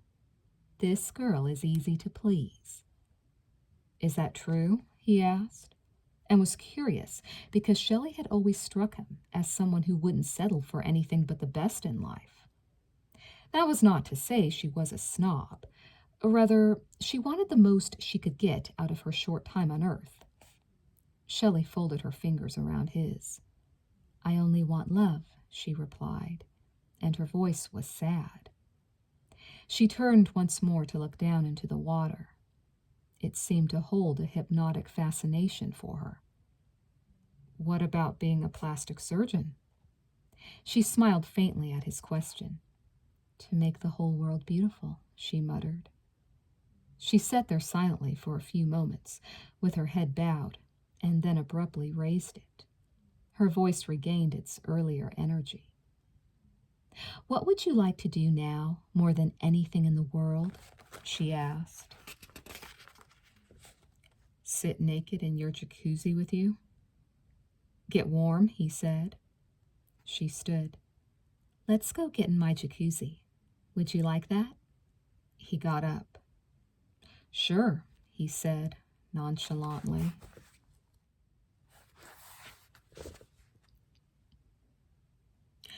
God bless parents who went away for the weekend, Marvin thought as he re-entered Shelley's house.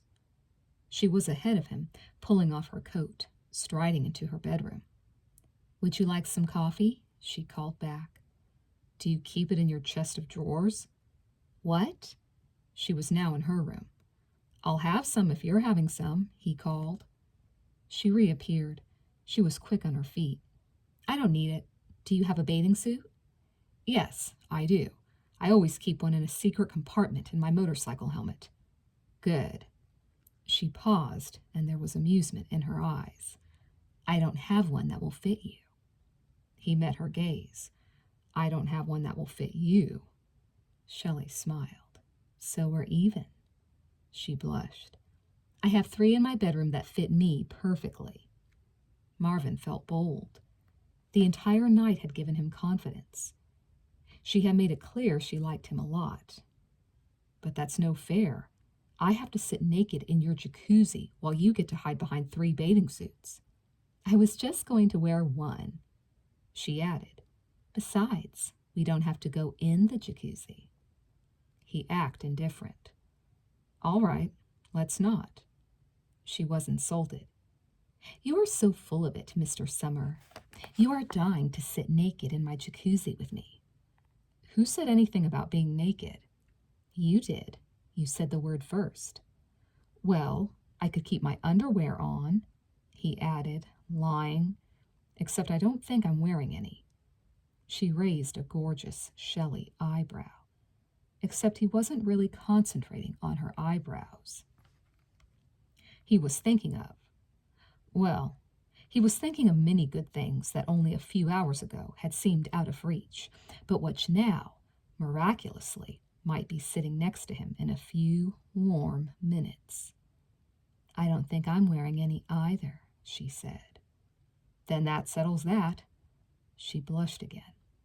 I can't take off my clothes in front of you. I'm too shy. I'll look the other way. We'll put bubble bath in the jacuzzi. I'll gouge out my eyes. She giggled.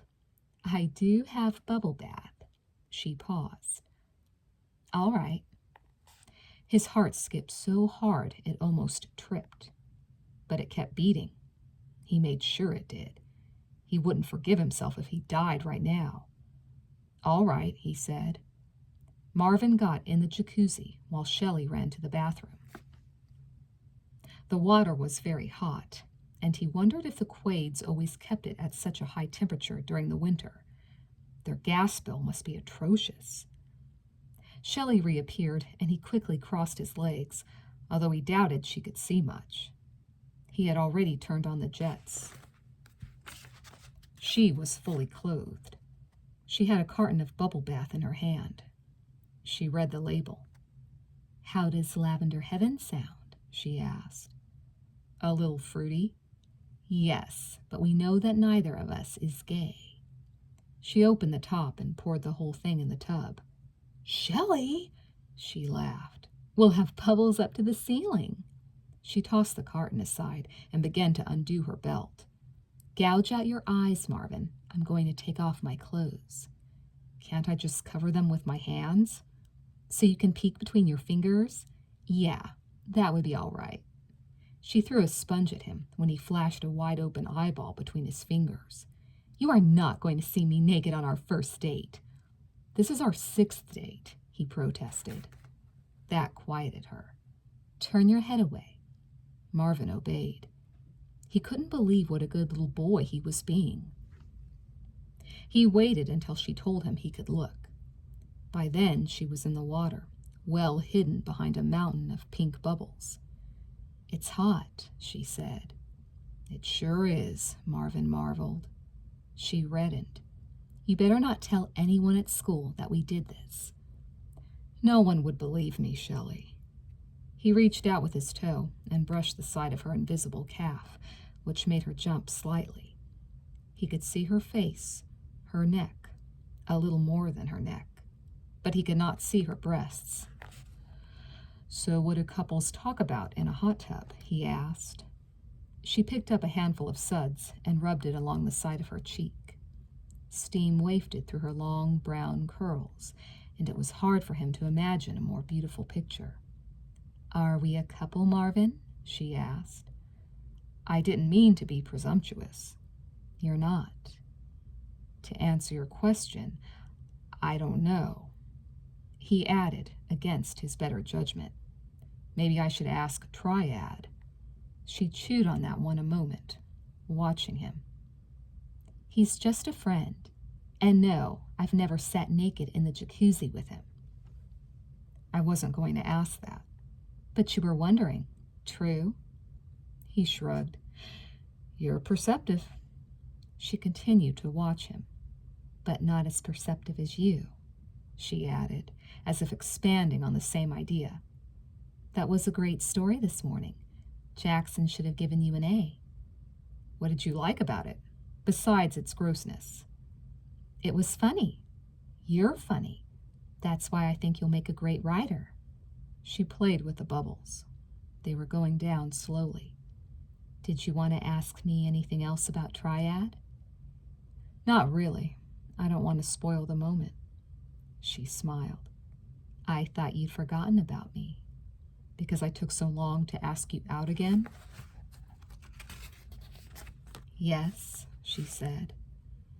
It's hard to forget someone when you sit behind them every day and look at them. She was interested. Do you look at me that much? Only when I'm bored. She splashed him. You're never sweet without being mean at the same time. He reached out and grabbed her hands. They were slippery, soft. He hadn't held them in a long time. School is always boring, he said. She was touched. So you watch me all the time? He slid around the edge of the jacuzzi seat, still holding her hands, until he was sitting beside her. He could feel her bare thigh against his, her hip. I'm never bored when I watch you, he said. He let go of one of her hands and touched her left shoulder. Can I kiss you? She touched his shoulder, the far one, and the bubbles were becoming less an obstacle all the time. You don't have to ask me twice. She brushed his lips with her fingertips. You asked me the same thing last November. He kissed her, and she kissed him, and their arms went around each other, and he felt he was sinking into an ocean of joy rather than a mere hot tub. He caressed her. He wasn't sure where, and she moaned with pleasure. Or maybe he moaned. It was a big world, he knew, a bigger universe. But in that moment there was only her, nothing else, and yet he had never felt so full. He forgot his fears and his jokes, which with him were two sides of the same coin. As he kissed her, his mind went empty, as it did when he raced at high speed on his bike. But then she tried to pull away, and it took him a few seconds to register that fact. He let go of her with a twinge of embarrassment. I'm sorry, he said quickly. She was staring at him with what appeared to be confusion. But then she lowered her eyes and smiled again. Yet this smile, too, like the one on the bridge, was somehow sad. You don't have to be sorry, she said. I wanted to kiss you, too. He started to hold her again, but hesitated. She had been shaken to the core, and yet he didn't believe it was his kiss that had done it. It struck him then how little he knew her. What else do you want? He asked. She looked around and frowned. We should get out of here. The bubbles are dying. She went to stand. He grabbed her arm. Don't you want me to turn around? He asked. She thought a moment. You don't have to. He watched her get out of the hot tub. She had a wonderful bottom, beautiful breasts.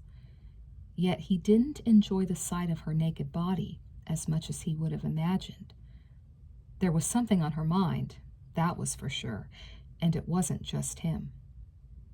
A few minutes later, they were both dressed, and he was on the verge of leaving when she grabbed him once more and kissed him hard.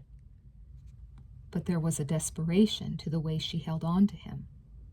And when she let go and spoke, he understood a big part of what was happening. Harry didn't commit suicide, she whispered into his chest, her wet hair hanging over her face. He gripped her shoulders and held her at arm's length. What are you talking about? He asked. A tear ran over her cheek as she looked at him. He was murdered. He was shocked, and he was Max Slate. Why would a famous mystery writer be surprised to learn what he wrote about really happened? Maybe because he didn't believe in the reality of his work. They were just made-up stories. Or maybe because he believed Shelly was simply emotionally distraught. Yet it was funny how the thought of Anne McGaffer crossed his mind right then. Who killed him? Marvin asked. Shelly's eyes were big, glassy. I don't know. Then how do you know he was murdered? Another tear came and fell into the floor. He wouldn't have killed himself. I know. She grabbed his hand and pressed it to her chest.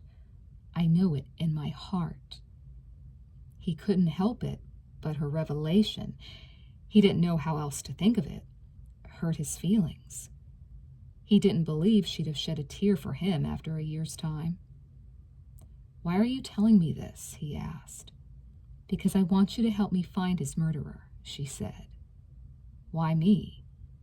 Because you care, she hugged him. You just made me feel you care. Will you help me? Marvin rested his chin on the top of her head. He had dreamed of holding her, and now he realized that she had been dreaming of holding a dead guy. But since Harry wasn't there to answer her, he supposed he must. I'll help you, he promised.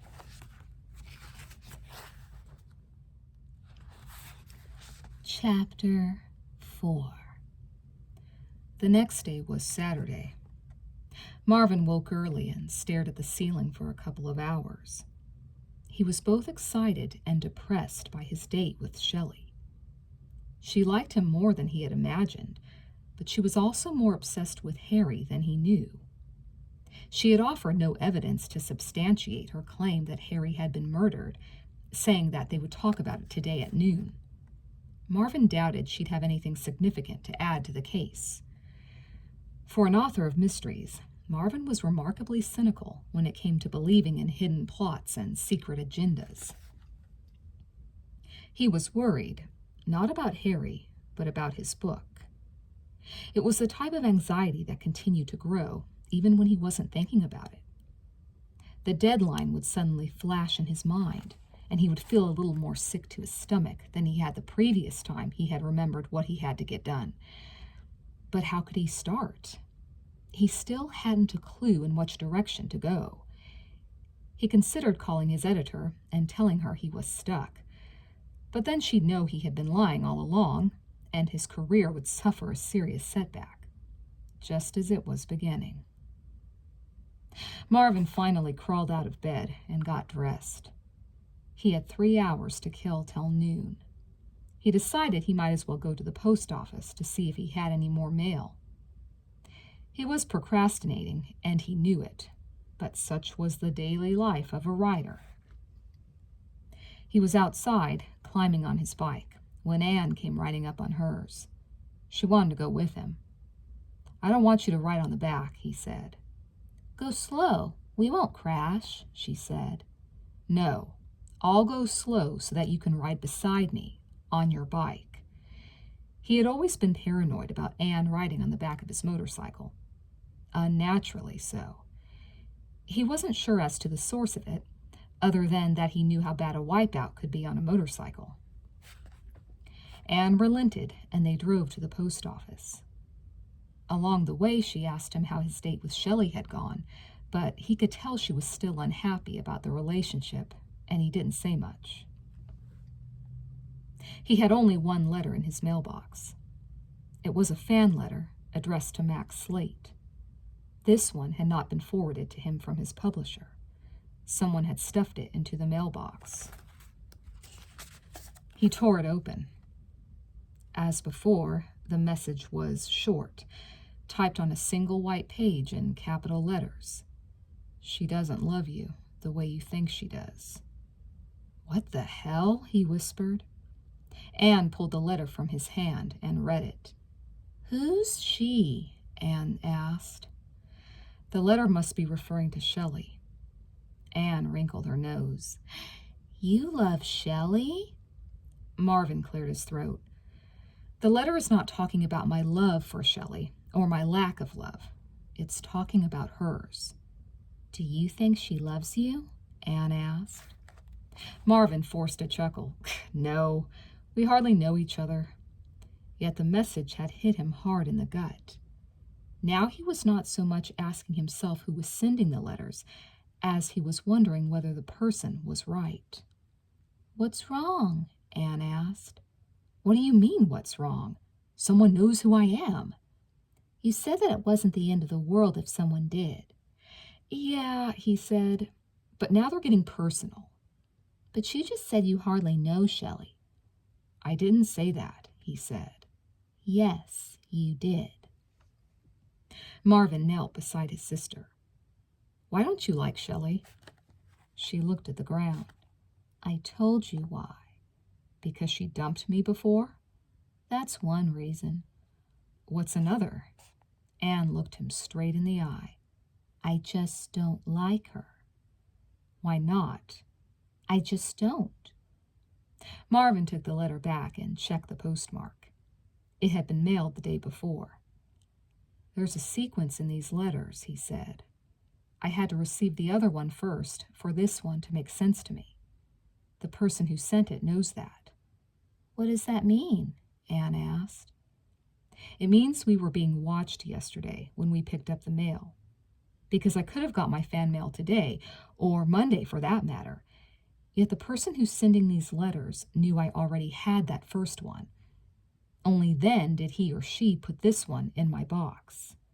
He paused and scanned the area. They were alone in their corner of the post office. Yet the building had many windows, and someone down the street could have been observing them this very instant if he had a pair of binoculars. Anne looked around with him, worried. "What are we going to do?" she asked. "There's nothing we can do. If this person wants something from us, he'll make it clear soon. Until then, we'll wait." "Are you scared?" Anne asked. "No." He picked her up as he stood back up and gave her a hug. "There's nothing to be scared of. This isn't one of my books, you know.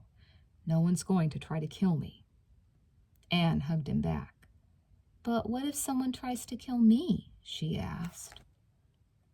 Even though Marvin had told his sister there was nothing to do, he called his agent, Ben Fryer, as soon as he got home.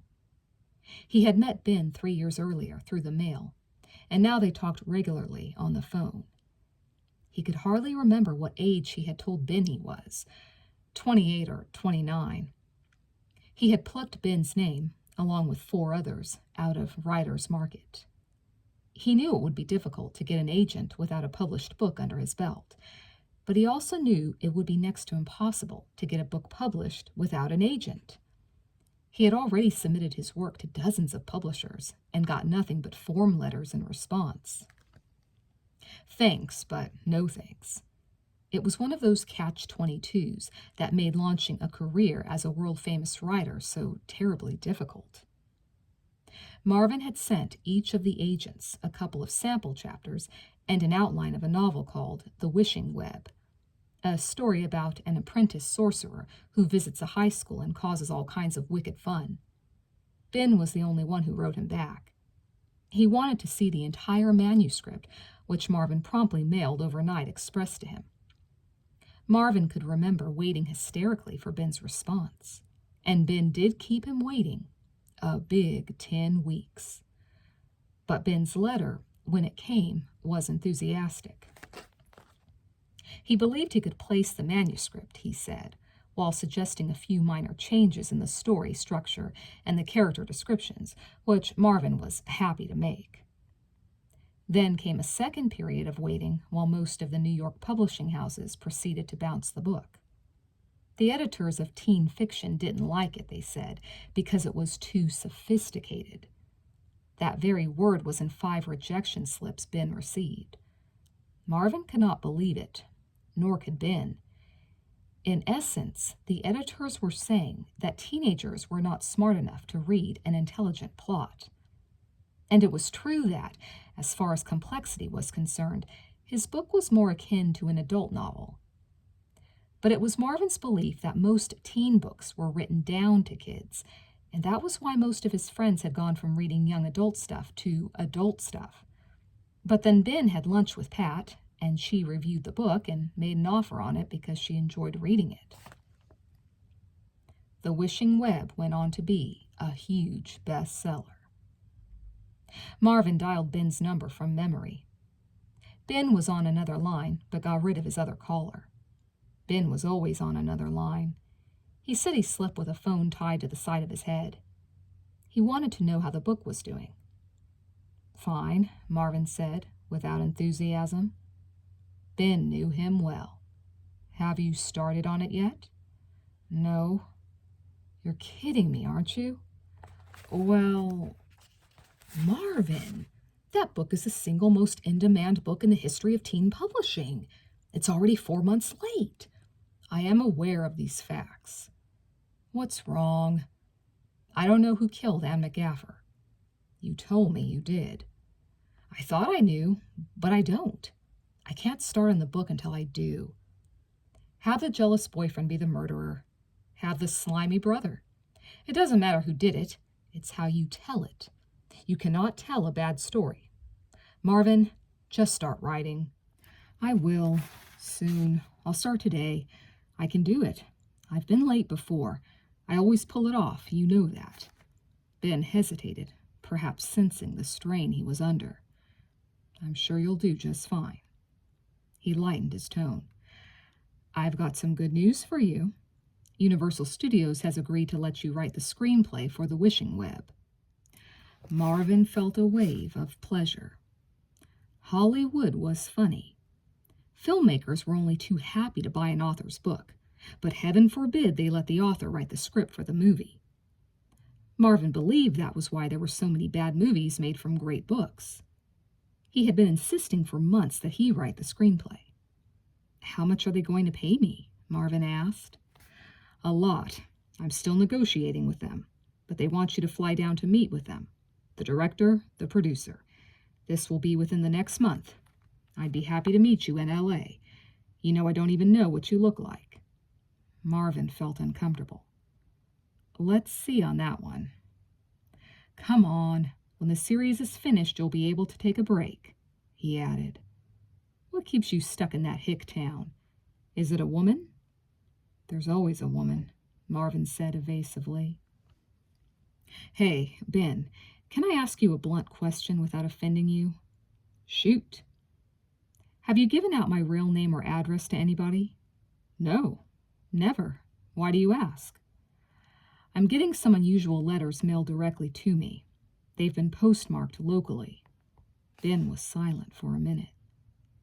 "I swear to you that if someone has discovered your true identity or whereabouts, it has not been through this office. Even my own secretary doesn't know who you are or where you live. Are these letters threatening?" "Not exactly, but they make it clear they know who I am, and that they know what's going on in my life." "You might want to go to the police." "No," Marvin said. "Then I'd have no privacy." "Is it possible that someone has sneaked a peek at your files?" "It's out of the question. Besides, if the letters have been mailed locally, the leak has got to be on your end." "Good point. I apologize for asking." "No problem," Ben said. "It's probably some crazy teenager who's followed you to your P.O. box. You know how kids can be at that age." "I do indeed," Marvin said. They exchanged goodbyes, and Marvin glanced at the clock. It was 11:40. Time to pay Shelly Quaid a call.